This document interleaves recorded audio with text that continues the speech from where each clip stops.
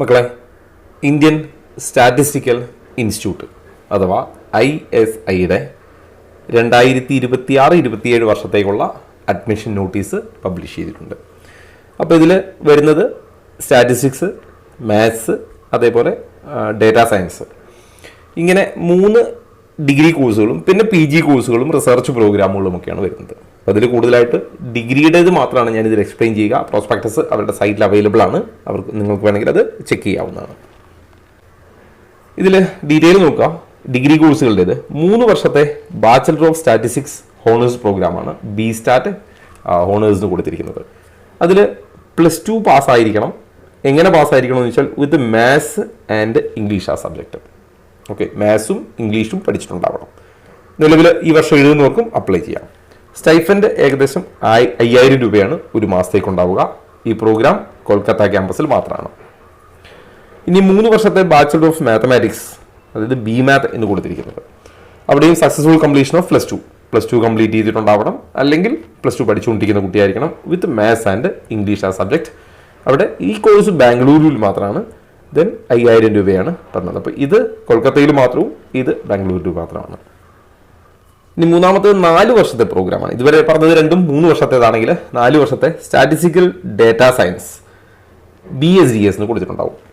അപ്പോൾ successful completion of ഇതിലെന്താ complete ആവണമെന്ന് വെച്ചാൽ +2 പാസ്സായിട്ടുണ്ടാവണം.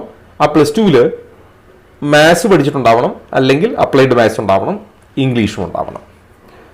മറ്റൊരു പ്രത്യേകത, അറ്റ്ലീസ്റ്റ് 75% മാർക്ക് അഗ്രിഗേറ്റ്, ഇതെല്ലാം കൂടെ ചേർത്ത് 75% മാർക്ക് ഉണ്ടായിരിക്കണം.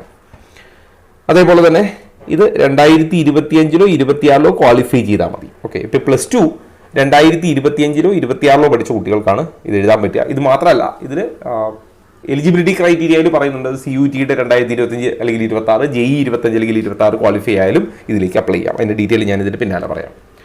ഇതിൻ്റെ ട്യൂഷൻ ഫീ നോക്കുക, 1 lakh ആണ്. ഒരു സെമസ്റ്ററിന് 1 ലക്ഷം രൂപയാണ് ഫീ ഉണ്ടാവുക. ഏതൊക്കെ ക്യാമ്പസ് ആണെന്ന് വെച്ചാൽ കൊൽക്കത്ത, ഡൽഹി, ബാംഗ്ലൂരു 3 ക്യാമ്പസിലും ഈ കോഴ്സ് ഉണ്ടാവും.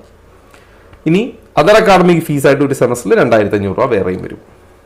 ഇനി ആപ്ലിക്കേഷൻ്റെ പ്രൊസീജിയർ നോക്കുക. admission.isical.ac. എന്നുള്ള സൈറ്റിലാണ് അപ്ലൈ ചെയ്യേണ്ടത്. ആപ്ലിക്കേഷൻ്റെ ഫീ 1500 രൂപയാണ് ഫോർ ഓൾ മെയിൽ അപ്ലിക്കൻസ്. എല്ലാ മെയിൽ അപ്ലിക്കൻസിനും അൺറിസർവ്ഡ് ജനറൽ കാറ്റഗറിയിൽപ്പെട്ട എല്ലാവരും 1500 രൂപ. എന്നാൽ ഓൾ ഫീമെയിൽ അപ്ലിക്കൻസ് 1000 രൂപയാണ്, അതും ജനറൽ കാറ്റഗറി ഉൾപ്പെടെ. എന്നാൽ നേരെ തിരിച്ച് 750 രൂപയുള്ളൂ OBC NCL ഉള്ള കുട്ടികൾക്ക്. SC category, ST category, physical disability, EWS കാറ്റഗറിക്ക് 750 രൂപയാണ്. എന്നാൽ OCA കാൻഡിഡേറ്റിന് 1500 രൂപയാണ്. ഞാൻ മുമ്പ് ഓർമ്മിപ്പിച്ച കാര്യം ഒരിക്കൽ കൂടി പറയുന്നു.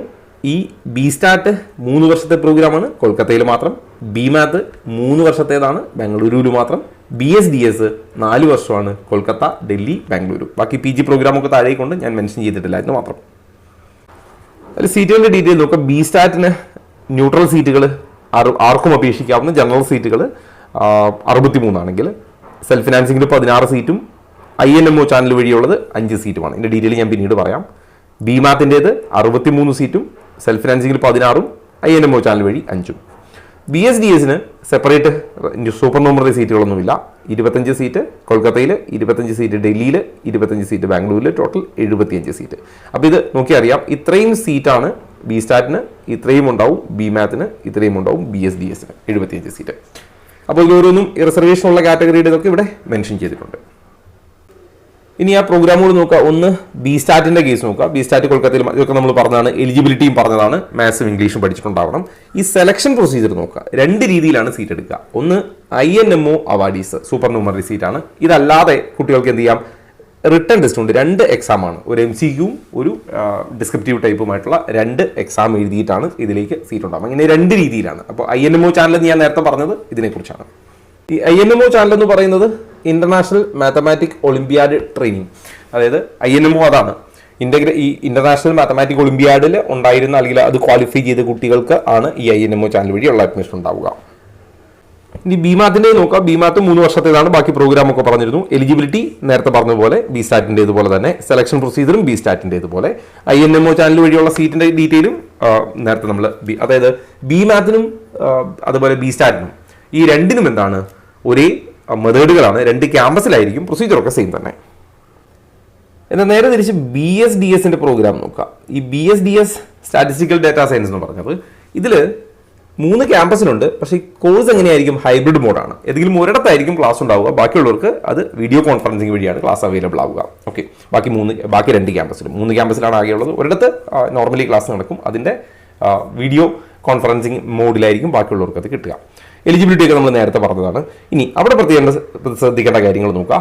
ഇതിൽ ഈ 75% അഗ്രിഗേറ്റ് മാർക്ക് എന്ന് പറഞ്ഞു. അത് ഫിസിക്കൽ ഡിസബിലിറ്റി അല്ലെങ്കിൽ SC/ST കാൻഡിഡേറ്റിന് അത് 65% മതിയാവും. ഇനി ഈ BSDS പ്രോഗ്രാമിൽ നിങ്ങൾക്ക് എക്സാം എഴുതേണ്ടതില്ല. പകരം ഇതിൻ്റെ പ്രോഗ്രാം എങ്ങനെയാണെന്ന് ചോദിച്ചാൽ JEE മെയിൻ 2026 റിസൾട്ട് വെച്ചിട്ട്, അതേപോലെ JEE മെയിൻ 2025 റിസൾട്ട് വെച്ചിട്ട്, CUET 2026 റിസൾട്ട് വെച്ചിട്ട്, അതേപോലെ CUET 2025 റിസൾട്ട്. അപ്പോൾ ഈ 2025 അല്ലെങ്കിൽ 2026 ഇതിലേതെങ്കിലും ഒന്ന് നിങ്ങൾക്ക് ഉപയോഗിക്കാം. നിങ്ങൾ കഴിഞ്ഞ വർഷം എഴുതിയവരാണെങ്കിൽ അത് ഉപയോഗിക്കാം, ഈ വർഷം എഴുതിയവരാണെങ്കിൽ ഉപയോഗിക്കാം.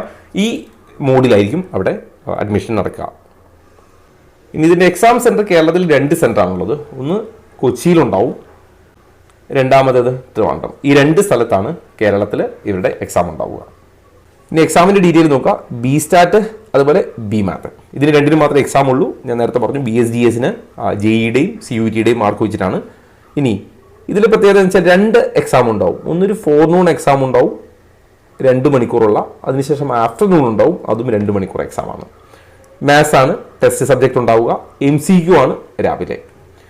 ഉച്ചയ്ക്ക് ശേഷം മാത്സ് തന്നെയാണ്, ഡിസ്ക്രിപ്റ്റീവ് ആയിരിക്കും ഉച്ചയ്ക്ക് ശേഷം. അപ്പോൾ ഈ എക്സാം എഴുതേണ്ടത് ഈ BSTATും BMATും അപ്ലൈ ചെയ്യുന്നവരാണ്. അതിൻ്റെ ആപ്ലിക്കേഷൻ്റെ രജിസ്ട്രേഷൻ ഡീറ്റെയിൽ ഒരിക്കൽ കൂടി ഓർമ്മിപ്പിക്കുന്നു. ഓൺലൈൻ ആപ്ലിക്കേഷൻ ഏതൊഴികെ BSDS ഒഴികെ ബാക്കി പ്രോഗ്രാമുകൾക്ക്, അതായത് BMAT, BSTAT ഉൾപ്പെടെയുള്ള പ്രോഗ്രാമുകൾക്ക് മാർച്ച് 13 വരെ നിങ്ങൾക്ക് അപ്ലൈ ചെയ്യാം. മാർച്ച് 13 വരെ നിങ്ങൾക്ക് ഓൺലൈൻ ആപ്ലിക്കേഷൻ ചെയ്യാം. അഡ്മിറ്റ് കാർഡ് ഏപ്രിൽ 17 വരും. ISIയുടെ അഡ്മിഷൻ ടെസ്റ്റ് 10 മെയ് 10 ഇനി BSDS പ്രോഗ്രാമിൻ്റേതാണെങ്കിൽ ഏപ്രിൽ 28 രജിസ്ട്രേഷൻ തുടങ്ങും. രജിസ്ട്രേഷൻ മെയ് 28 വരെ ഉണ്ടാവും. എക്സാം ഇല്ലാത്തത് കൊണ്ട് അതിൻ്റെ ടെസ്റ്റ് ഡേറ്റിൻ്റെ ഒന്നും ആവശ്യമില്ല. ഇത് നമ്മൾ പറഞ്ഞു JEEയുടെയും അതേപോലെ CUETയുടെയും ബേസിലാണ്. അപ്പോൾ ബാക്കി 2 പ്രോഗ്രാമുകൾക്ക് മാർച്ച് 13 വരെ അപേക്ഷിക്കാം, മെയ് 10 എക്സാം എഴുതാം. BSDSന് ഏപ്രിൽ 28 വരെ 28 അപ്ലൈ ചെയ്ത് തുടങ്ങാം, മെയ് 28 വരെ അപ്ലൈ ചെയ്യാം. അപ്പോൾ ഓൾമോസ്റ്റ് പ്രോസ്പെക്ടസിലെ പ്രധാനപ്പെട്ട കാര്യങ്ങൾ ഞാൻ പറഞ്ഞിട്ടുണ്ട്. അപ്പോൾ നിങ്ങൾ ജസ്റ്റ് ആ സൈറ്റ് കയറി നോക്കിയാൽ നിങ്ങൾക്ക് പ്രോസ്പെക്ടസ് കാണാം. കോഴ്സ് ഡീറ്റെയിലും ഒക്കെ ഞാൻ ഈ പറഞ്ഞത് തന്നെ അതിലുണ്ട്. അപ്പോൾ നിങ്ങൾക്ക് വേണമെങ്കിൽ അത് വിശദമായിട്ട് വായിച്ച് നോക്കാം. ഇനി ഇവരുടെ മറ്റ് അപ്ഡേറ്റ് വരുന്ന മുറയ്ക്ക് ഞാൻ കമ്മ്യൂണിറ്റിയിൽ പോസ്റ്റ് ചെയ്യാം. കമ്മ്യൂണിറ്റിയുടെ ലിങ്ക് കമൻറ്റ് ബോക്സിൽ പിൻ ചെയ്തിട്ടുണ്ട്.